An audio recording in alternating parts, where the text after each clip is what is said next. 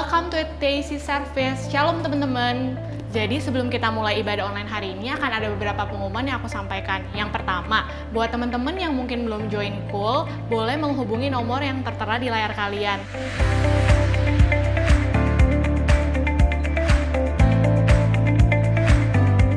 Nah, yang kedua, buat teman-teman yang rindu untuk memberi persembahan diakonia dan perpuluhan, boleh mentransfer ke rekening yang tertera di layar kalian.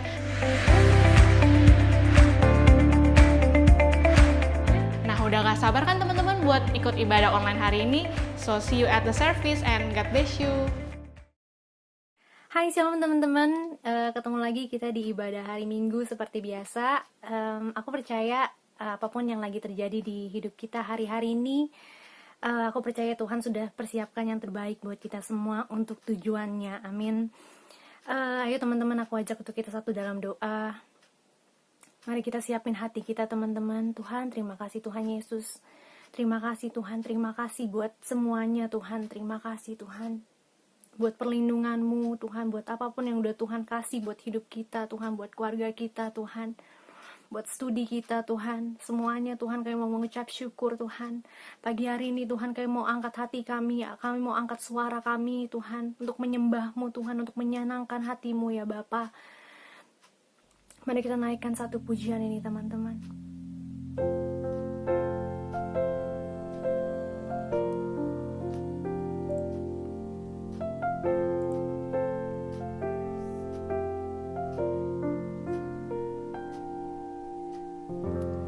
Lord, I offer you my heart, all I am, all to you. Lord, I want to be with you. In your presence, I am whole. I will trust in you. I will trust in you. I believe in you. I will walk with you. I will walk with you. I surrender to your plans. You are there in all my struggles. The Lord, I trust in you.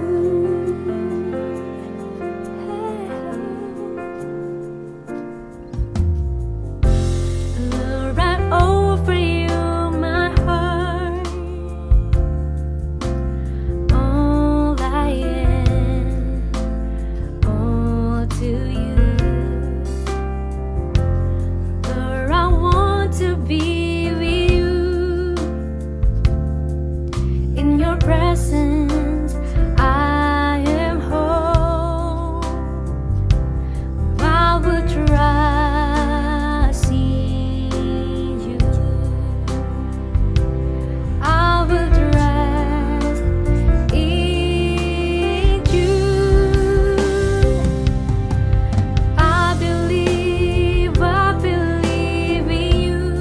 you. I believe in you. I will walk with you. I will walk with you. I surrender to your plans. You are there in all my struggles. Lord, I trust in you. I believe in you. I will walk with you. I will walk with you. I surrender to your plans. You are there in all my struggles. Lord, I trust in you.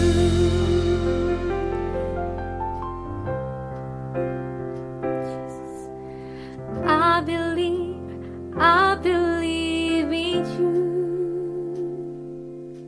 I will walk with you. I will walk with you. I surrender to your plans.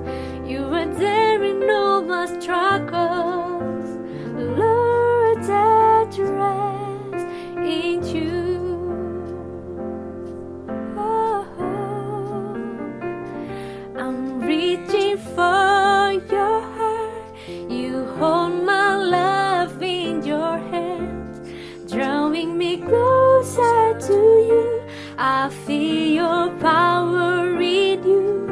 Nothing compares to this place where I can see you face to face. I worship you in spirit and in truth.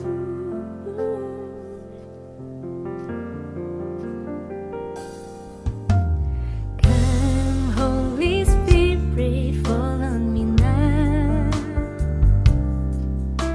I need your anointing, come in your power. I love you, Holy Spirit. You keep the faith in my soul, and every day I grow to love you more. I'm reaching for your heart. You hold my love in your hand, drawing me closer to you. I feel your power in you. Nothing compares to this place where I can see you face to face. I worship you in spirit and in truth. I'm reaching for your heart. You hold my love in your hand, drawing me closer to you. I feel power in you. Nothing compares to this place where I can see you face to face. I worship you in spirit and truth. Ku menyembahmu Tuhan. Kau Allah yang kudus, Kau Allah yang kudus.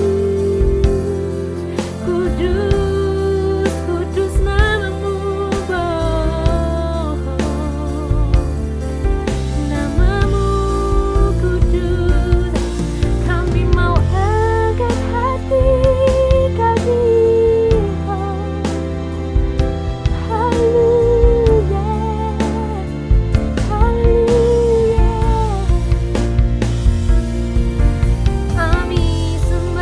Kami sembah, oh, Kau Rajaku, Kau Raja. I'm reaching for your heart. You hold my love in your hands, drawing me closer to you. I feel your power in you. Nothing compares to this place where I can see you face to face. I worship you in spirit and in truth. I worship you in spirit and in truth. I worship you in spirit and in truth. Oh, Jesus.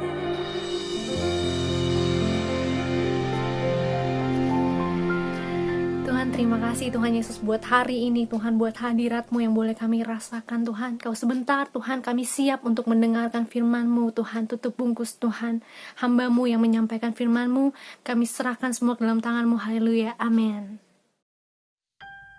Halo teman-teman, senang bertemu dengan teman-teman semua.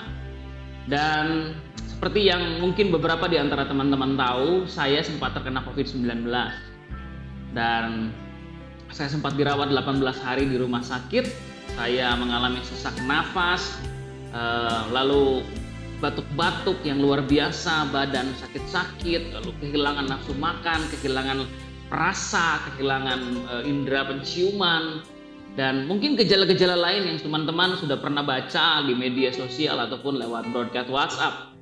Saya hanya ingin berkata bahwa penyakit ini memang benar-benar ada dan virus ini memang benar-benar ada. Karena saya sempat berkata kepada istri saya dan kepada diri saya sendiri, saya belum pernah sepertinya ngalamin sakit yang seperti ini. Nah, kenapa saya cerita ini buat teman-teman semua? Oleh karena Apa yang akan saya bagikan mungkin kurang lebih memiliki satu hubungan erat dengan apa yang saya alami.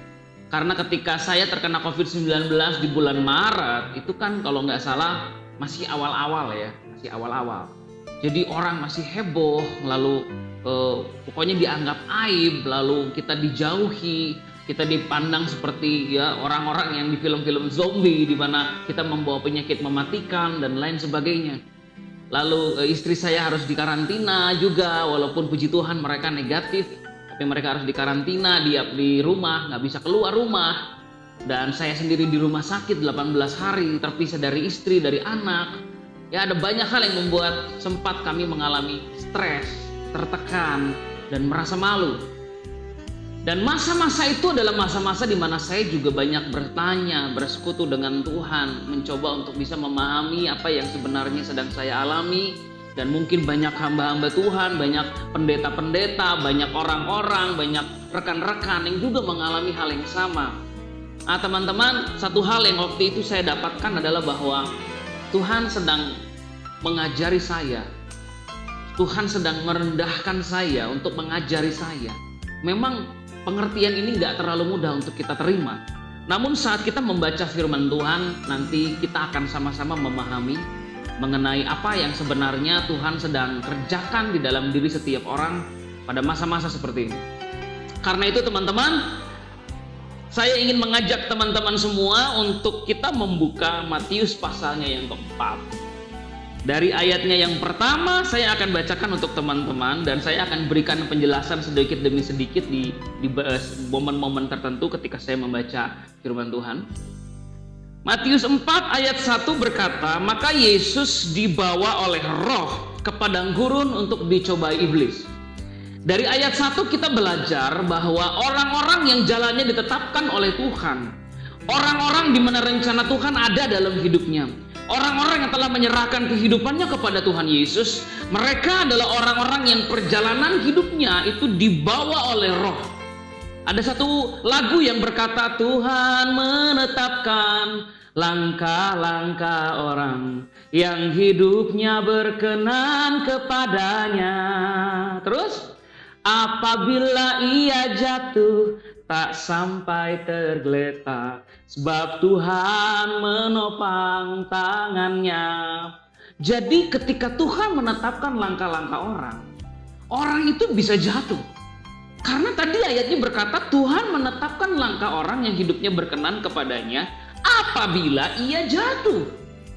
Nah, kita mungkin mengalami banyak pergumulan, kita pernah mengalami kejatuhan dalam pengiringan kita dengan Tuhan. Kita pernah mengalami masa-masa sulit di dalam perjalanan kita untuk memegang teguh janji Tuhan. Tapi Alkitab berkata bahwa orang-orang yang menyerahkan hidupnya kepada Yesus dibawa oleh roh ke padang gurun kehidupan, kepada setiap tekanan, setiap pergumulan. Tuhan menguji kita. Ya, Tuhan mengizinkan pencobaan datang. Walaupun iblis punya maksud buruk lewat pencobaan itu, namun Allah punya maksud baik di dalamnya. Nah, ayat 2, setelah berpuasa 40 hari dan 40 malam, akhirnya laparlah Yesus. Lalu datanglah si pencoba itu dan berkata kepadanya, jika engkau anak Allah, perintahkanlah supaya batu-batu ini menjadi roti. Saudara, iblis itu paling tahu masa lemah kita. Iblis itu paling tahu masa-masa di mana kita sedang mengalami momen-momen tergelap atau terendah dalam hidup kita. Kita ingat ketika Daud harusnya pergi berperang, dia justru memilih untuk tinggal di rumah dan akhirnya dia jatuh ke dalam dosa perzinahan dengan Batsyeba. Ya, ada setiap hamba-hamba Tuhan yang punya masa-masa lemah dalam dirinya. Dan seringkali iblis melihat momentum itu untuk mencobai mereka. Saudara, untuk kita mengalami kekecewaan, mengalami marah, sedih, itu adalah hal yang wajar karena itu emosi manusia. Manusia diciptakan dengan emosi. Dan kita nggak boleh memendam emosi, mengabaikan emosi. Kita harus terima bahwa itu adalah emosi manusia. Kalau saudara ditipu orang, saudara harusnya kecewa. Kalau Anda dilukai seseorang, Anda sedih. Kalau Anda dikhianati seseorang, Anda marah. Itu adalah semua respon dan emosi-emosi manusia. Tetapi apa yang kita lakukan selanjutnya penting. Alkitab berkata, janganlah kamu marah dan berbuat dosa. Jangan kamu sedih sampai akhirnya kamu berbuat dosa. Jangan kamu kecewa sampai akhirnya kamu berbuat dosa. Nah, pada kasus Yesus, dia merasa lapar. Ya, tubuhnya mulai merasa lemah. Pada saat seperti itu, iblis datang dan mencobai dia. Iblis berkata, ubah batu ini menjadi roti. Itu adalah pencobaan yang sederhana sekali. Batu jadi roti, itu simpel. Tetapi dalam pencobaan yang sederhana, kita melihat respon Yesus dan dia berjawab, manusia hidup bukan dari roti saja. Ayat 4, tetapi dari setiap firman yang keluar dari mulut Allah. Teman-teman, iblis seringkali mencobai kita dengan pencobaan level 1. Kalau kita lulus, dia akan datang lagi dengan pencobaan level 2. Di level 2, iblis mencobai Yesus lagi dan berkata, jika engkau anak Allah, jatuhkanlah dirimu ke bawah. Sebab ada tertulis mengenai engkau, ia akan memerintahkan malaikat-malaikatnya, dan mereka akan menatang engkau di atas tangannya supaya kakimu jangan terantuk kepada batu. Jadi pencobaannya naik levelnya nih. Coba kita cobai dengan sesuatu yang lebih wah. Kamu kan dahsyat nanti kalau sampai tiba-tiba kamu lompat dari hubungan baik Allah dan gak jatuh. Orang-orang akan puji kamu. Orang-orang akan berkata, weh hebat, diurapi dia, luar biasa dia, keren banget nge-WL dia, keren banget dia jadi singernya, keren banget dia khotbahnya, wah mantap. Kamu nah. Yesus juga berhasil melewati pencobaan level 2 dengan luar biasa. Ketika dia berkata, jangan mencobai Tuhan Allahmu. Tapi iblis datang dengan pencobaan terakhir. Dan ini pencobaan paling tinggi mungkin levelnya dari semua yang lain. Iblis memperlihatkan kepadanya semua kerajaan dunia di ayatnya yang ke-9. Dan kemegahannya. Dan iblis berkata, semua itu akan kuberikan kepadamu jika engkau sujud menyembah aku. Wow. Pencobaan yang ketiga levelnya tinggi. Aku serahkan semuanya buat kamu. Kamu gak perlu mati buat jiwa-jiwa. Kalau kamu ingin menyelamatkan jiwa-jiwa, aku berikan sama kamu semuanya. Kalau kamu mau jadi raja segala raja, aku jadikan kamu raja. Kalau lo pengen jadi sukses, gue jadiin lo sukses. Kalau lo pengen kaya, gue jadiin lo kaya. Kalau lo pengen dapat IP yang tinggi, gue beri lo IP yang tinggi. Kalau lo pengen jadi terkenal, gue bikin lo terkenal. Kalau lo pengen jadi populer, gue jadiin lo populer. Tapi lo sujud menyembah gua. Saudara, Yesus pun lulus pencobaan. Nah, perhatikan bahwa kalau kita gagal menangani pencobaan-pencobaan kecil, ada kemungkinan kita akan gagal menangani pencobaan-pencobaan yang besar. Makanya Alkitab berkata, barang siapa tidak setia dengan perkara kecil, dia tidak setia dengan perkara besar. Di masa-masa seperti ini, kalau iblis datang dengan pencobaan-pencobaan kecil, dia lagi coba kita. Kita tes dulu. Tapi seiring berjalannya waktu, dia akan datang dengan pencobaan yang lebih besar. Kapan itu datang? Seiring waktu di mana engkau mulai diangkat. Sekarang mungkin belum. Nanti kalau udah pada jadi CEO, ya, udah pada jadi anggota DPR, udah jadi anggota partai, udah pada jadi gembala, udah pada jadi pendeta, udah pada jadi pengusaha kaya, baru iblis datang dengan pencobaan yang lebih kuat. Kalau dari sejak kita dalam tanda kutip belum apa-apa, kita udah gagal. Nanti ketika kita udah jadi sesuatu, kita akan jatuh. Makanya jangan heran ada banyak pendeta, ada banyak pengusaha kaya raya, ada banyak orang yang kelihatannya kok bagus hidupnya, tapi ternyata jatuh. Bahkan baru saja kita mendengar sebuah berita bahwa seorang pastor dari sebuah gereja besar di Amerika, di New York, itu baru saja diberhentikan oleh gembala pusatnya karena jatuh dalam hal moralitas.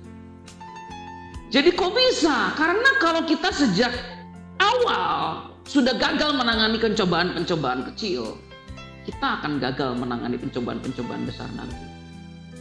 Lalu apa kuncinya untuk kita bisa menang? Yesus selalu mengutip firman. Nah, kenapa Yesus selalu mengutip firman? Kenapa dia selalu mengutip perkataan Allah? Nah, saya ingin bawa teman-teman untuk merenungkan sebuah ilustrasi. Anggap saya mau kasih teman-teman uang 20 juta.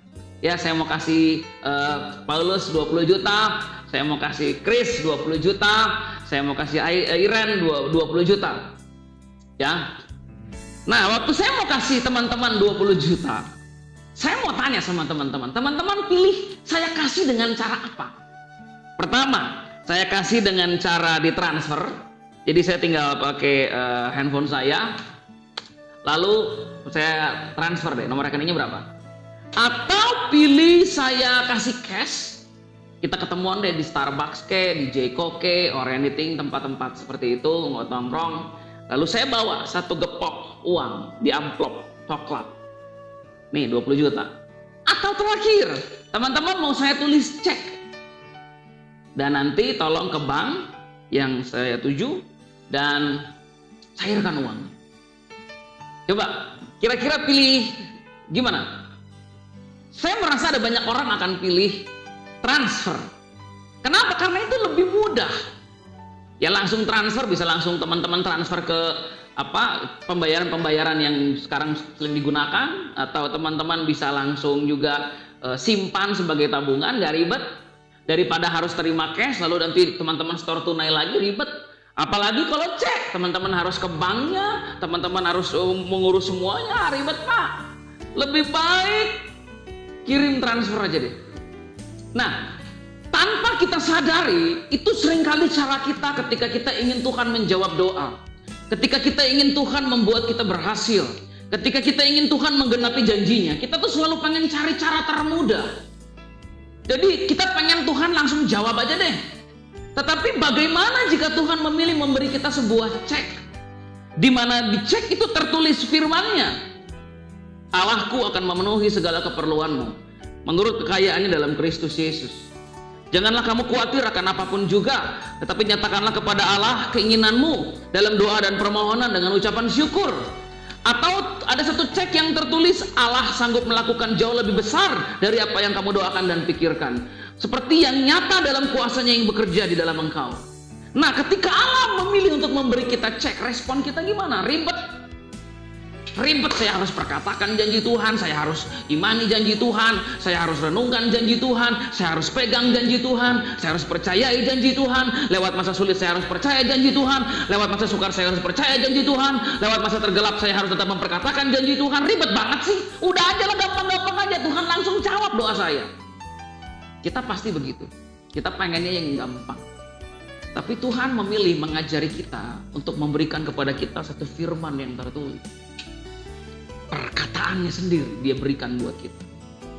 Nah, kalau kita nggak pernah belajar bahwa selembar cek itu mengandung otoritas, cuma tulisan, ya misalnya 20 juta, terus saya tanda tangan, udah. Tapi selembar cek dengan tulisan saya mengandung otoritas dan kuasa yang bisa membuat apa yang saya janjikan dalam kehidupan teman-teman dapat tergenapi. Saya janji kasih teman-teman 20 juta. Dan teman-teman cuma perlu datang ke bank, kasih kertas ini, dan uang itu akan datang atas hidupnya. Sama, Allah itu ingin menggenapi janjinya atas kita, tapi dia tidak mau memberikannya secara langsung. Dia akan memberikan kepada kita firman-Nya. Dia akan memberikan kepada kita satu firman yang tertulis, satu firman yang diremakan, satu firman yang diwahyukan, satu visi, satu strategi, satu ide. Dan kita harus mulai berjalan dengan itu.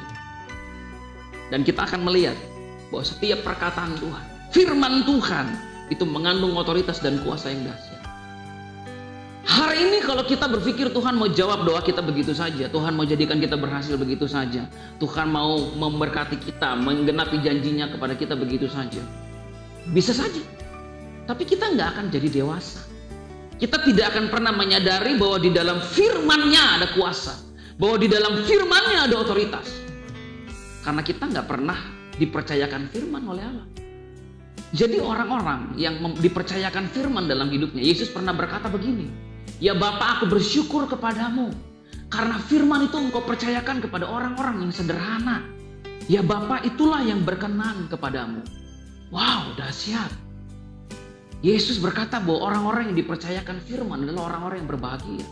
Dan seringkali orang-orang yang sederhana, gak ribet. Mereka-mereka yang mau menerima firman, mau memperkatakan, merenungkan, dan melakukan. Amin. So, apa yang pernah Tuhan katakan kepada teman-teman? Janji apa yang pernah engkau pegang? Visi apa yang pernah engkau terima? Mimpi apa yang pernah Tuhan bagikan kepadamu? Kalau di masa-masa seperti ini sepertinya semua itu hilang, lenyap, sepertinya semua itu buram dan tidak dapat melihatnya dengan jelas. Saya ingin berkata, tetap pegang teguh janji Tuhan. Tetap perkatakan firman itu.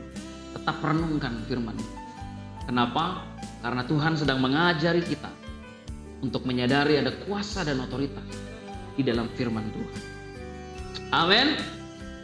Nah, saya ingin bacakan Ulangan 8 ayatnya yang ketiga. Mengapa? Karena dalam Ulangan 8 ayat 3 ada kalimat yang sama yang diucapkan Yesus di dalam kitab Matius pasalnya yang keempat tadi. Dalam Ulangan 3 dikatakan, jadi ia merendahkan hatimu, membiarkan engkau lapar dan memberi engkau makan mana yang tidak kau kenal dan yang juga tidak dikenal oleh nenek moyangmu, untuk membuat engkau mengerti bahwa manusia hidup bukan dari roti saja, tetapi manusia hidup dari segala yang diucapkan Tuhan. Bagaimana caranya Tuhan mengajari kita supaya kita bisa hidup dengan firman? Caranya adalah Tuhan menggantikan apa yang selama ini menjadi pegangan kita dengan firman. Contoh, kalau selama ini jadi pegangan kita adalah papa mama kita. Gue punya nyokap, gue punya bokap lah, pokoknya tenang aja, masa depan gue terjamin, gue kalau mau kuliah tinggal kuliah, nggak perlu mikirin uang kuliah. Tiba-tiba kalau Tuhan izinkan sesuatu terjadi kepada bokap sama nyokap lo, apalagi yang bisa lo pegang? Tuhan ganti dengan firman. Bisa nggak lo pegang firman ini? Saya yakin lo pegang bokap dan nyokap lo. Atau yang jadi peganganmu adalah kepintaranmu. Gue pintar kok, tenang aja lah. Gue selalu dapat ranking 1, great. Bagaimana kalau tiba-tiba Tuhan melakukan sesuatu dalam hidupmu, di mana pikiranmu, otakmu, logikamu gak bisa memahami? Apa yang akan jadi pegangan? Ketika kepintaranmu tidak bisa membuka pintu kerja buat engkau. Engkau seorang lulusan S1 tapi susah cari kerjaan. Engkau harus pegang firman, bukan gelar. Firman yang kau pegang. Lalu apa jadinya kalau misalkan apa yang selama ini engkau andalkan, komunitasmu, persekutuanmu, tiba-tiba di masa pandemik sepertinya semua itu hilang. Engkau tidak bisa lagi bersekutu, engkau nggak bisa lagi main musik sama-sama, engkau nggak bisa lagi nge-WL, engkau nggak bisa lagi nyanyi, engkau nggak bisa lagi jadi asyir. So nothing to do. Apa yang akan kau pegang di masa seperti ini untuk tetap membuat rohmu bergairah? Firman. Jadi ada kalanya orang-orang yang selama ini mengandalkan pelayanan cuma untuk membangkitkan imannya, mendapati nggak bisa lagi ngandelin pelayanan karena nggak ada pelayanan. So apa yang bisa membuat engkau tetap bergairah dalam Tuhan kalau nggak ada pelayanan? Kalau nggak ada sesuatu yang membuat engkau excited setiap minggunya? Firman Tuhan yang membuat engkau tetap bergairah akan Dia. Amin. Jadi hal pertama, Allah akan mengizinkan mungkin hal-hal yang kita jadikan pegangan itu lepas, dengan tujuan supaya kita belajar memegang firman.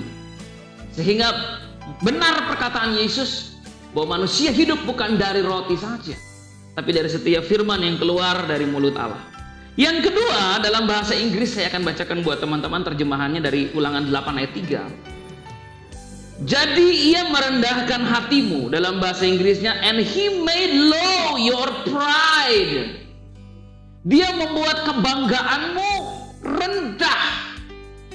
Dia membuat engkau tidak lagi memiliki apa yang bisa dibanggakan. Kenapa Tuhan izinkan hal itu terjadi? Supaya akhirnya kita sadar bahwa yang harus kita banggakan adalah pengenalan kita akan Tuhan. Firman Allah. Paulus pernah berkata, yang ku kehendaki ialah mengenal Dia dan kuasa kebangkitannya dan persekutuan dalam penderitaannya, di mana aku menjadi serupa dalam kematiannya. Paulus berkata, bahkan segala sesuatu yang aku banggakan di masa yang lalu aku anggap sampah, karena pengenalan akan Kristus jauh lebih mulia dari semuanya itu. Teman-teman, saudara-saudara semua, Allah ingin semakin dewasa kita, semakin kita nggak lagi bangga dengan segala sesuatu yang sifatnya natural. Memang nggak gampang, ini proses kok. Gampang buat kita berkata, nggak ada yang aku banggakan, kalau memang gitu hidup kita belum berhasil, kalau emang hidup kita belum berdampak. Kalau memang kita selama ini nggak jadi apa-apa, ya gampang ngomongnya. Aku nggak ada yang aku banggakan selain Yesus. Tapi kalau misalkan lo udah terkenal, lo banyak yang endorse, lo banyak yang subscribe. Masih nggak kita bisa berkata bahwa semua itu nggak membanggakan? Kalau follower lo di Instagram, di Facebook, di YouTube sudah jutaan, bisa nggak kita berkata bahwa itu nggak kita banggakan? Susah. Makanya saya merasa itu proses. Bagaimana caranya Tuhan memproses? Kembali lagi, Dia akan Dia akan izinkan setan untuk datang kepada kita, mencobai kita dengan pencobaan level 1. Kalau kita lulus, pencobaan level 2. Kita lulus, pencobaan level 3. Dan pada akhirnya kita mendapati bahwa ya Tuhan, seperti sebuah lagu berkata, selain Kau tiada yang lain, ada padaku di surga. Selain Kau tiada yang lain, yang ku ingini di bumi, yang ku ingini di bumi. Akhirnya kita bisa. So, apakah saya sudah dengan yakin berkata bahwa nggak ada lagi yang saya banggakan selain Yesus? Ya enggak. Saya masih dalam proses untuk bisa memahami semua itu. Tetapi saya akan izinkan Allah terus memproses, membentuk saya, membuat saya terus menghargai firman, membuat saya untuk terus memegang firman, belajar memperkatakan firman, menyadari bahwa firman itu penuh kuasa, menyadari bahwa saya hidup, saya bisa berhasil, saya bisa sukses, saya bisa mengalami penggenapan janji Tuhan, saya bisa jadi berkat buat banyak orang. Itu bukan oleh karena apapun juga yang menjadi faktor luar, tapi oleh karena setiap firman yang keluar dari mulut Allah. Teman-teman, apa yang sedang teman-teman alami hari ini? Apapun itu, Tuhan sedang mengajari teman-teman semua untuk mulai memegang firman dan mengandalkan firman. Kalau kita nggak pernah diuji oleh Tuhan untuk hidup hanya dengan firman, kita tidak akan pernah dapat memahami kuasa dan otoritas dari firman itu. Saya ingat sekali waktu saya masih usia 20-an, saya membaca buku Philip Mantova Before 30. Itu buku favorit saya sepanjang masa. Saya pernah baca buku itu berkali-kali. Pertama kali saya baca saya nangis, 2 kali saya baca saya nangis, ketiga kali saya baca saya nangis, keempat kali, kelima kali udah karena udah ngerti. Jadi saya ingat itu buku berdampak buat saya. Dan di salah satu buku itu Philip pernah ditanya sama salah satu anak rohaninya, kok kalau misalkan Koko ditinggalin di satu tempat antah berantah, Koko pengen ditinggal dengan apa? Lalu Philip jawab, kalau misalnya aku ditinggal oleh Tuhan di satu tempat antah berantah, tinggalkan aku dengan Alkitab. Kenapa? Karena aku percaya ketika aku memperkatakan Alkitab, mempercayai Alkitab, memperkatakan firman, Tuhan bisa kirim burung gagak dari mana saja untuk memberi aku makan. Seperti yang terjadi sama Elia. Itu bagian dari buku itu yang gak pernah saya lupa. Dan saya berkata ya, maksud saya kita melihat kehidupan dari hamba Tuhan ini, sejauh ini dia jadi teladan yang luar biasa. So I believe what he said. Saya percaya bahwa dia telah mempraktekkan dalam hidupnya, manusia hidup bukan dari roti saja, tapi dari setiap firman yang diucapkan Tuhan. Mau nggak kita sama-sama sekarang juga belajar, melangkah, memegang firman, menyadari bahwa firman itu penuh kuasa, menyadari bahwa firman itu dahsyat, menyadari bahwa firman itu mampu membuat apa yang Allah janjikan dilepaskan atas kehidupan kita. Firman itu seperti satu lembar cek di mana tertulis janji Allah dalam hidup kita. Dan ketika kita bawa selembar cek itu, firman itu kepada situasi kita, keadaan kita, kehidupan kita, maka apa yang Allah janjikan akan dilepaskan, digenapi dalam kehidupan setiap kita. Teman-teman, ayo tetap kuat, tetap semangat, tetap bergairah. Saya percaya setiap kita punya pergumulan masing-masing, setiap kita punya pencobaannya masing-masing. Tetapi ketika kita mau dengan rendah hati datang kepada Allah dan berkata, teach me, O Lord, and seek out my heart. Surround me with your spirit. Ajari aku Tuhan. Selidiki hatiku. Lingkupi aku dengan roh. Maka lewat setiap ujian, pergumulan, proses kehidupan yang kita alami, kita akan menjadi semakin dewasa dan kita akan semakin mencintai, menghargai, dan melihat kuasa dari firman Tuhan dinyatakan atas hidup setiap kita. Amin. Yes. Dan saya ingin membacakan satu ayat lagi buat teman-teman semua. Dalam firman Tuhan ada sebuah kisah tentang bagaimana seorang pegawai dari istana datang kepada Yesus. Dan dia meminta kepada Yesus untuk menyembuhkan anaknya. Tetapi dia dapati bahwa ketika dia datang sama Yesus, Yesus cuma berkata begini, pulang, anakmu sudah sembuh. Dan dia pulang dengan membawa perkataan Yesus. Di tengah perjalanan dia bertemu dengan pegawai-pegawai rumahnya dan berkata, anakmu sudah sembuh. Dia tanya, kapan anak itu sembuh? Jam 1 siang. Oh, itu persis seperti yang Yesus katakan. Tepat ketika Yesus mengatakannya, anakku sembuh. Tetapi bapak ini harus memegang janji Allah dalam perjalanannya kembali ke rumah.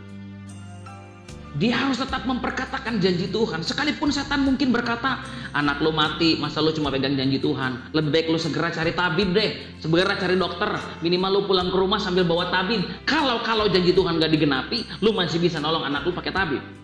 Tapi si bapak itu saya percaya mengabaikan semua pikiran-pikiran daripada si iblis. Intimidasi dan ketakutan dari iblis. Dan dia mulai memegang firman itu, dan ketika dia kembali ke rumah, dia mendapati anaknya sembuh. So, dalam hidup ini kita kadang harus memegang janji Tuhan dan terus melewati perjalanan ini. Sekalipun belum melihat janji itu tergenapi. Kita harus percaya bahwa Allah yang telah berfirman, Allah juga akan menggenapinya. Dan seperti pegawai istana ini, kita mendapati bahwa akhirnya firman Allah itu digenapi. Akhirnya firman itu digenapi dalam kehidupan anaknya. Anaknya menjadi sembuh. Yuk, hari ini kita sama-sama memegang janji Tuhan. Ayo kita sama-sama tetap percaya bahwa Allah kita adalah Allah yang setia kepada firman-Nya. Namun kita juga menjadi orang-orang yang mau mulai belajar untuk memegang firman, memperkatakan firman, dan meyakini firman itu adalah ya dan amin. Tidak tergoyahkan oleh apapun juga. Karena kita percaya orang-orang yang setia dengan perkara kecil akan dipercayakan Tuhan perkara lebih besar. Orang-orang yang setia memperkatakan firman dalam peristiwa-peristiwa sederhana dalam hidupnya, satu saat akan Tuhan percayakan firman yang akan dia bawa buat pemerintah-pemerintah, yang akan dia bawa untuk orang-orang besar, yang akan dia bawa sampai ke bangsa-bangsa. Ayo kita mulai dari sekarang, teman-teman, untuk menghargai dan memperkatakan firman itu di dalam kehidupan kita masing-masing. So, itu aja yang mau saya share teman-teman pada hari ini. Mari kita jadi orang-orang yang menghargai firman. Jangan cuma belajar, jangan cuma dipelajari firman itu, tapi mari kita kenali dan mari kita hidupi sama-sama. Tuhan Yesus memberkati teman-teman semua. Shalom, God bless you. Terima kasih udah mengikuti ibadah online hari ini. So, buat teman-teman yang belum follow IG kita, bisa langsung di follow @gamcc.tac, dan jangan lupa untuk cek konten kita di YouTube @gamcc. See you di ibadah online selanjutnya. God bless you.